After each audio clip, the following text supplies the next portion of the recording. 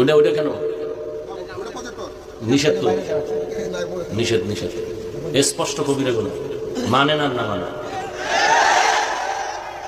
ওয়াজ মাহফিল হেদায়েতের উদ্দেশ্যে না, এই গুণাকার হইতে হবে আপনাদের না, আমি বলি না। এনিয়া মওদুদীর মুরিদ যারা এরা বলে আমরা মওদুদী পন্থী না, আমরা দেওবন্দি, আমরা আহলে হক, আমরা বাতিল না। মওদুদীর লাইনে যত বক্তা তারা এগুলোর পক্ষে দেয়। এই বন্ধ করো এগুলো, হালাল ভাবে হবে, বরকত বেশি হবে ইনশাআল্লাহ। চিত্রের মাধ্যমে বক্তাগণের চেহারা দেখে মাহফিল দেখা এটা জায়েজ। সমস্যা কোথায়? সমস্যা হচ্ছে কোন নারী যদি কোনো বক্তার চেহারা দেখে অন্য কিছু ফিল করে, সে যদি তার প্রতি আসক্ত হয়, শুধু ওই মহিলার জন্য না জায়েজ।